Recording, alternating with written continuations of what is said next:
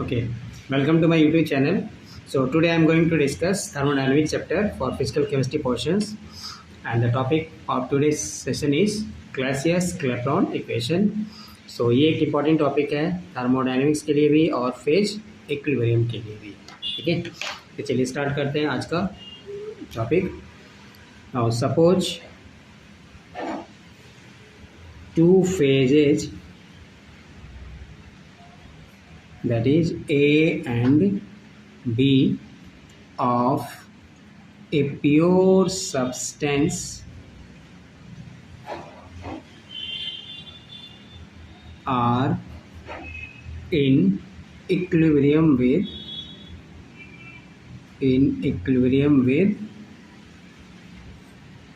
each other at a temperature T, then we can write phase A is in equilibrium with phase B. ठीक है, तो मान लेते हैं कि दो फेज है ए और बी किसी प्योर सब्सटेंस का, वो इक्विलिब्रियम में है, तो हम इसको क्या लिख सकते हैं, phase A is in equilibrium with phase B. ठीक है, चलिए since the system is at equilibrium, तो एट इक्विलिब्रियम पे है, तो we know that from thermodynamics delta G must be equal to 0, और इसके लिए डेल्टा जी निकालेंगे तो हम क्या लिख सकते हैं, डेल्टा जी निकालने के लिए जी बी माइनस जी ए. ठीक है, चेंज निकालने के लिए हम क्या करते हैं, फाइनल माइनस इनिशियल, तो फाइनल स्टेट हमारा क्या है, बी माइनस ए. अब इक्विलिब्रियम पे है तो इसकी वैल्यू क्या लिखेंगे, 0.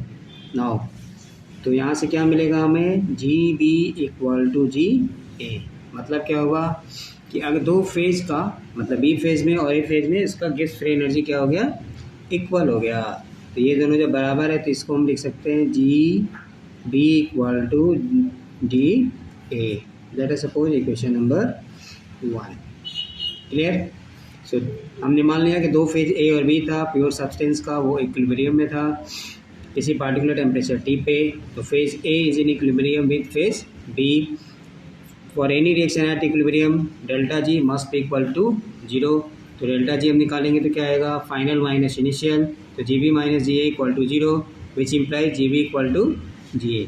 दोनों इक्वल है तो हम चेंज निकालेंगे तो वो भी क्या आएगा, इक्वल आएगा. क्लियर, यहाँ तक हो गया क्वेश्चन नंबर 1. चलिए गिब्स फ्री एनर्जी हमने पढ़ा हुआ है, तो we know that G equal to H minus T S. Clear, enthalpy minus T into S. चलिए इसके लिए अगर हम डी जी लिखें तो क्या लिखेंगे, D H minus D into T S. H की जगह पे हम क्या लिख सकते हैं, बोलिए, इंथैल्पी की definition E plus P V minus T into D S लिख सकते हैं. ठीक है, चलिए अब इसको डिफ्रेंशिएट करें, यहाँ से क्या आएगा, D E plus P D B plus V D P minus minus, चलिए यहाँ पे लिख देते हैं T D S minus S D T. Simple mathematics लगा दिया. Now first law of thermodynamics and second law of thermodynamics. तो first law of thermodynamics में क्या बताता है, D Q equal to D E plus P D B, और second law of thermodynamics क्या बताता है, T D S equal to D Q. Already मैं इसको पिछले प्रीवियस वीडियो में एक्सप्लेन कर चुका हूँ. तो इन दोनों इक्वेशन को मिला दें तो हम क्या लिख सकते हैं, D E plus P D B equal to T D S. ठीक है, चलिए अब इसकी वैल्यू को आप यहाँ में डाल दीजिए, यहाँ से हमको क्या मिल जाएगा, डी जी इक्वल टू, देखिए D plus P D B की जगह पे हम क्या रख रहे हैं, D plus P D B की जगह पे हम रख देंगे, बोलिए इसकी जगह पे क्या रखेंगे, टी डी एस, और यहाँ भी क्या है, टी डी एस, तो इसकी जगह पे आ जाएगा T D S plus D D P minus T D S minus S D T. T D S से टी डी एस कैंसिल हो जाएगा. ओके, तो फाइनली हमें क्या मिलेगा, D G equal to V D P minus S D T. इसको मान लेते हैं इक्वेशन नंबर 2. ये भी एक इम्पॉर्टेंट फार्मूला है. ठीक है, सो अगर आपको याद है तो आप डायरेक्टली भी लिख सकते हैं, अदरवाइज हम यहाँ से डिराइव भी कर सकते हैं. चलिए अब हमें ये क्या बता रहा है, चेंज इन फ्री एनर्जी। हमारे पास दो फेज था, फेज ए और फेज बी। तो similarly we can write for A, तो यहाँ से क्या लिखेंगे, D G A equal to V A D P minus S A D T. और सेकेंड फेज बी के लिए हम क्या लिख सकते हैं, D G B equal to V B D P minus S B D T. Clear, लिख दिया। तो हमने D G equal to V D P minus S D T निकाल दिया। फेज ए के लिए हम क्या लिख सकते हैं, change in give free energy for phase A, तो यहाँ में V A D P minus S A D T. B के लिए क्या लिखेंगे, तो D G B equal to B B D P minus S B D T.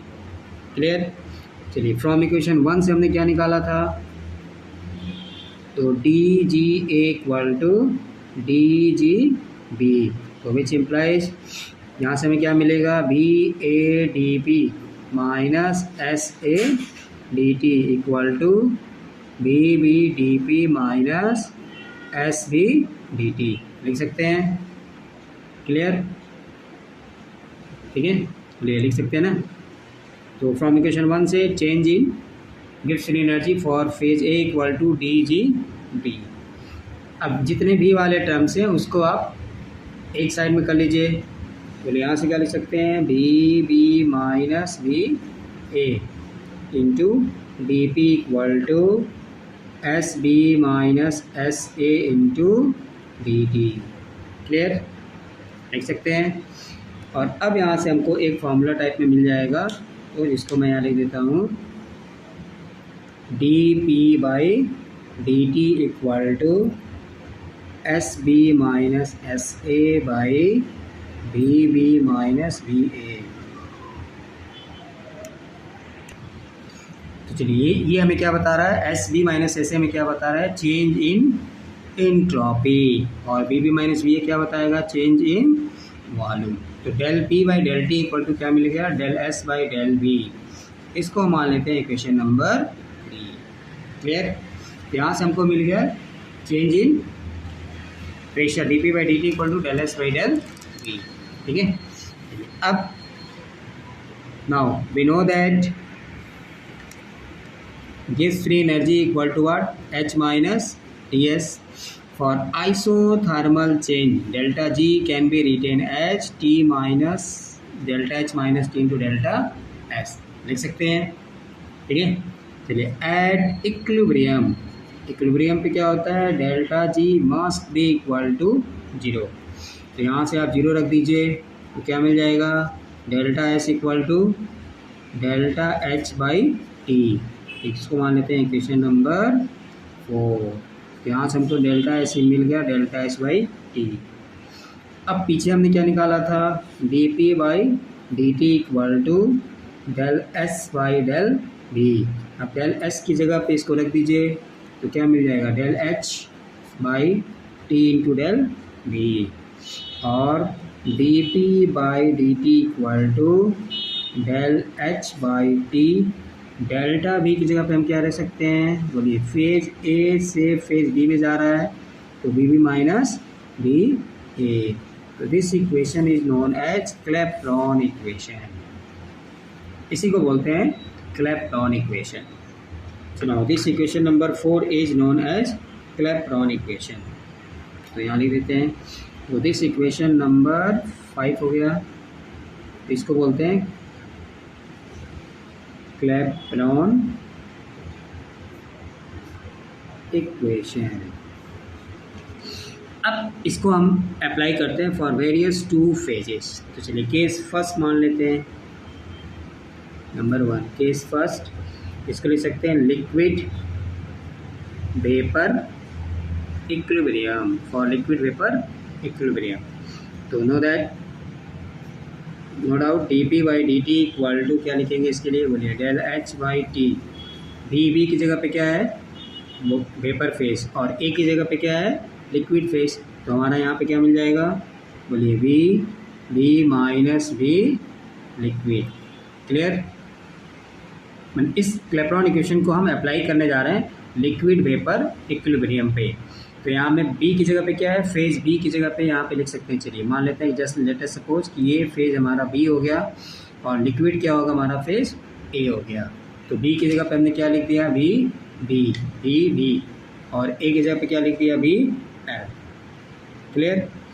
अब यहाँ देखिए वॉल्यूम ऑफ वेपर या volume in vapour phase is always greater than, तो since volume in vapor phase is much greater than volume in liquid phase। Clear. तो volume vapour phase में क्या होगा, volume obviously ज़्यादा होगा क्योंकि वॉल्यूम मतलब स्पेस ऑक्यूपाइड। लिक्विड फेज में क्या होगा, वॉल्यूम कमती आएगा। तो सो दैट यहाँ से हम क्या ले सकते हैं, V V minus V L can be written as V V. Clear. So finally हम क्या लिख सकते हैं, D P by D T equal to, यहाँ से मिलेगा delta H by T into V V. This is for liquid vapour equilibrium. Clear. अब थोड़ा बैक में चलते हैं। तो if the vapour behaves an ideal gas, assuming that if the vapour behaves as an ideal gas, then for 1 mole we can write PV equal to RD, very well known reaction that is known as ideal gas equation।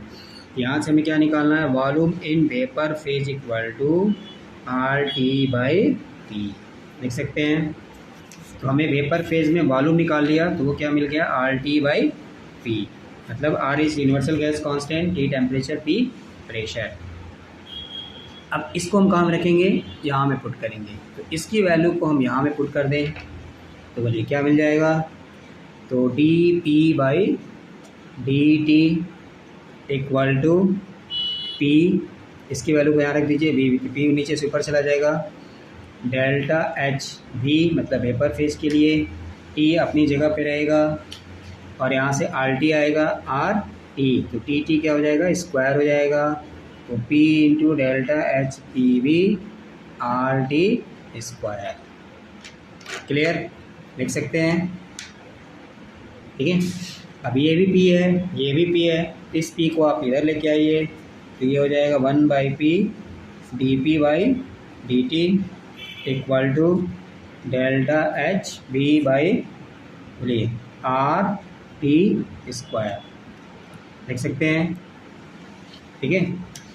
और D P by D T, यहाँ भी P है तो इसकी जगह पे क्या आ जाएगा, D L N P by D T, D L N P D T equal to delta H B by R T square. तो जस्ट मैथमेटिकल यहाँ पे हमें कॉन्सेप्ट लगाना है। 1 बाई पी डी पी था इसलिए इसको लिख दिया d L N P by D T. यहाँ में क्या है, डेल्टा एच बी, डी मतलब vapour phase, by R T square. Clear. अब ये जो इक्वेशन निकाला d L N P D T by equal to del H B by R T square, this is known as Clausius Clapeyron equation. तो ये जो equation निकाला, चलिए मैं फिर से यहाँ लिख देता हूँ, D L N P by D T is equal to delta H B by R T square. इसी को हम बोलते हैं क्लैसियस-क्लैपेरॉन इक्वेशन। इसको बोलते हैं क्लैसियस-क्लैपेरॉन इक्वेशन। ठीक है, यहाँ तक कोई प्रॉब्लम नहीं। अब इसको हम इंटीग्रेट कर दें। नाउ on integrating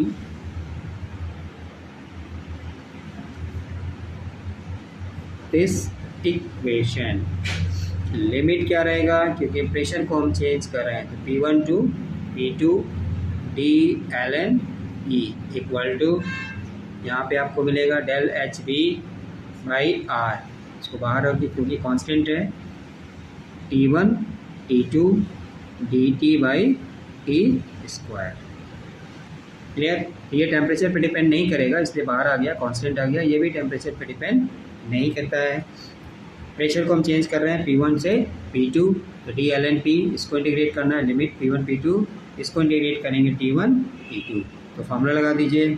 तो यहाँ से क्या आएगा, no doubt ln P2 by P1 equal to, यहाँ से क्या मिलेगा, del HB by R T2 minus T1 by T2 T1। Clear. अब इस ln को हम log में चेंज कर दें, तो log P2 बाई P1। चलिए इस ln को log में चेंज कर दीजिए। तो ln को जब log में चेंज करते हैं तो क्या फैक्टर आएगा, 2.303 R, और यहाँ से आ गया T2 minus T1 by T1 T2। तो this is known as the integrated form of Clausius-Clapeyron equation. So this is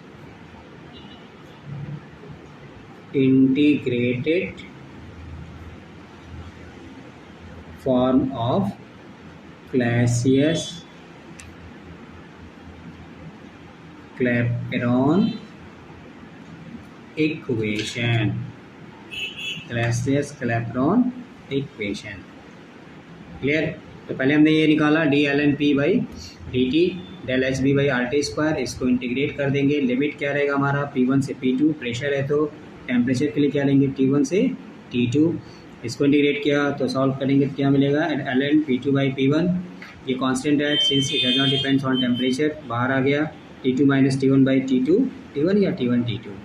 ये हमको एक फॉर्मूला मिल गया, ln को हमने लॉग में चेंज कर दिया। अगर आप ध्यान से देखिए तो ये फॉर्मूला क्या है, just like Arrhenius equation, Arrhenius equation की तरह है। आर्हेनियस में हम क्या लेते हैं, log K2 बाई K1, वहाँ में क्या आता है, activation energy 2.30 R T1 T2 minus T1 T1 T2। ये इक्वेशन आर्हेनियस की तरह है। ठीक है, चलिए अब केस 2 मानते हैं। ये हमने किसके लिया था, सॉलिड लिक्विड के लिए। केस 2, तो केस 2 के लिए मान लेते हैं, चलिए किसके लिए, सॉलिड लिक्विड इक्विलिब्रियम, सॉलिड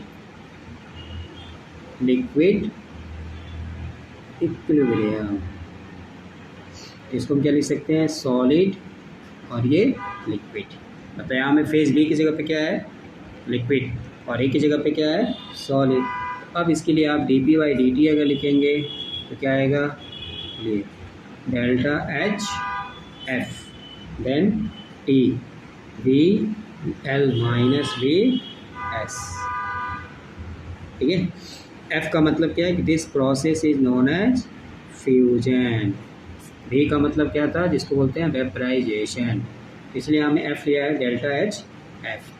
अब यहाँ से एक इंटरेस्टिंग फिनोमिना है कि फर्स्ट केस अगर मान लें, if B L minus B S is negative. ठीक है, मतलब B L minus B S is negative, मतलब पहले से वॉल्यूम अगर क्या हो रहा है, लिक्विड फेज में वॉल्यूम और सॉलिड फेज के वॉल्यूम का डिफरेंस अगर निगेटिव आ रहा है तो उस केस में क्या होगा, then melting point is lowered with increase of pressure. Pressure बढ़ाने से मेल्टिंग पॉइंट घटेगा। And if B L minus B S is positive, then क्या कहेंगे, melting point is increased with increase of pressure या rise of pressure.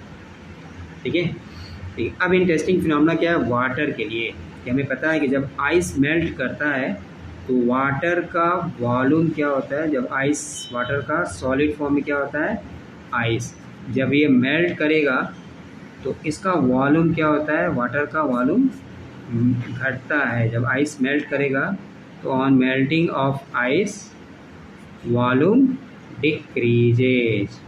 जब volume घटेगा तो ये क्या आएगा, निगेटिव। निगेटिव आने से क्या होगा, मेल्टिंग पॉइंट प्रेशर बढ़ाने से कम होगा। ठीक है, तो this is for solid liquid equilibrium. अब यहाँ में 2 केस आ गया, सॉलिड लिक्विड है तो एक केस में कर सकते हैं कि अगर volume of liquid is greater than solid तो ये डिफरेंस क्या आएगा, पॉजिटिव आएगा। पॉजिटिव आएगा तो मेल्टिंग पॉइंट बढ़ेगा प्रेशर के साथ। अगर Bl माइनस Bs निगेटिव आ रहा है मतलब लिक्विड का वॉल्यूम सॉलिड से कम है, ठीक है। तो लिक्विड का वॉल्यूम सॉलिड से कम है, तब उस केस में क्या आएगा, नेगेटिव आएगा। नेगेटिव आएगा तो हम क्या कंक्लूजन निकालेंगे कि melting point is lowered with increase of pressure. Clear, ठीक है। तो ये था क्लैसियस क्लैपेरॉन इक्वेशंस। तो हमने इसको दो इक्विलिब्रियम पे अप्लाई किया। चलिए अब इसका application of Clausius Clapeyron equation, इसका एप्लीकेशन क्या है, कहाँ कहाँ इसको हम यूज कर सकते हैं। तो first to calculate heat of vaporization, जिसको भी मैंने लिखा था delta H V. Second application क्या है, टू डिस्कस या to investigate the effect of pressure on melting point of solid. तो वाटर के लिए इम्पोर्टेंट है क्योंकि वाटर की एक यूनिक प्रॉपर्टी है कि आइस जब मेल्ट करता है तो उसका वॉल्यूम घटेगा। तो ये हमसे ऑब्जेक्टिव क्वेश्चन भी पूछता है। थर्ड, दिस इक्वेशन मतलब Clausius Clapeyron equation can be used to study या डिराइव भी लिख सकते हैं, derive elevation in boiling point, elevation in thermodynamic derivation of elevation of boiling point, depression of freezing point, इन सबको डिराइव करने में हम यूज़ करते हैं, ठीक है। और फेज डायग्राम को भी एक्सप्लेन करने में इसकी ज़रूरत पड़ती है, ठीक है। इसलिए मैंने इंपॉर्टेंट कहा था क्योंकि ये हमें थर्मोडायनेमिक्स में भी जरूरी इंपॉर्टेंट है और फेज डायग्राम में भी इम्पॉर्टेंट है, ठीक है। चलिए next fourth, the integrated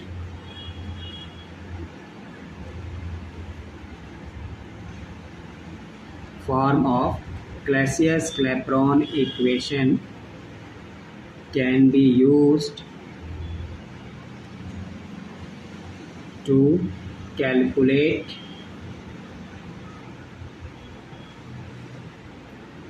the effect of pressure change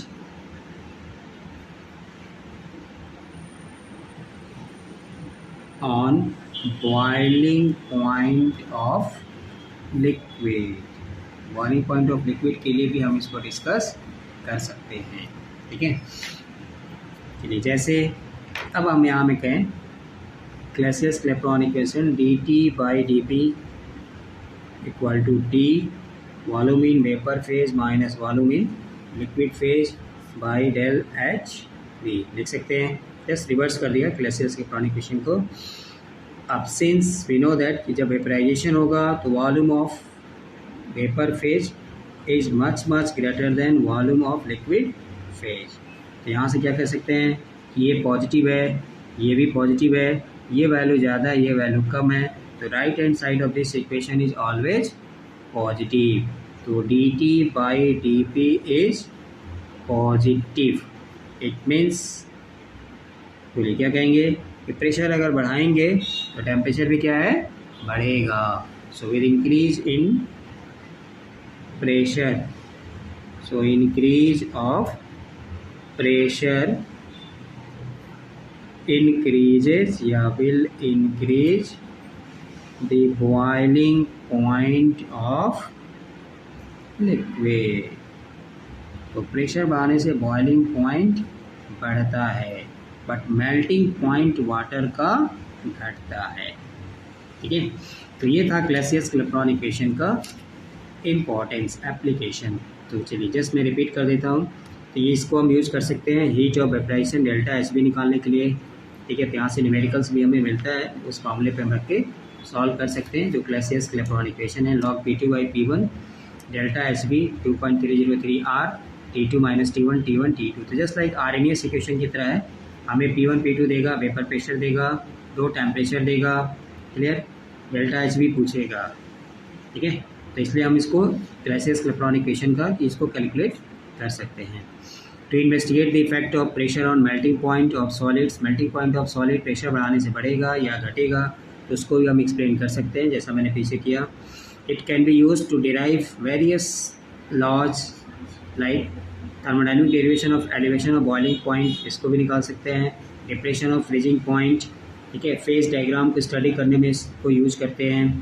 the integrated form of Clausius Clapeyron equations can be use to calculate the effect of pressure change on boiling point of liquid. तो इसको हम discuss कर सकते हैं boiling point of liquid घटेगा या बढ़ेगा, या what is the effect of pressure on boiling point of liquid. तो it can be explain on the basis of Clausius Clapeyron equation, ठीक है। जैसे फॉर एग्जांपल मैंने यहाँ पे निकाला वाटर के लिए, तो प्रेशर अगर बढ़ाएंगे तो वाटर का बॉइलिंग पॉइंट क्या होगा, बढ़ेगा, बट मेल्टिंग पॉइंट क्या होगा, घटेगा, क्लियर। तो ये था आज का सेशन क्लासियस-क्लैपेरॉन इक्वेशन। ये इंपॉर्टेंट है जैसा मैंने पीछे कहा, क्योंकि थर्मोडायनेमिक्स में भी हमें आएगा और फेज इक्विलिब्रियम में भी आता है, ठीक है। सो आई होप आपको ये टॉपिक समझ में आया होगा। अगर आपको अभी कोई डाउट है तो आप हमें कमेंट बॉक्स में बता सकते हैं, कमेंट कर सकते हैं, ठीक है। सो जिन लोगों ने अभी तक चैनल को सब्सक्राइब नहीं किया है, आप इसको सब्सक्राइब कर रखिए। पिछला थर्मोडायनेमिक्स के कॉन्सेप्ट के लिए मैंने ऑलरेडी वीडियो में डिस्कस किया हुआ है।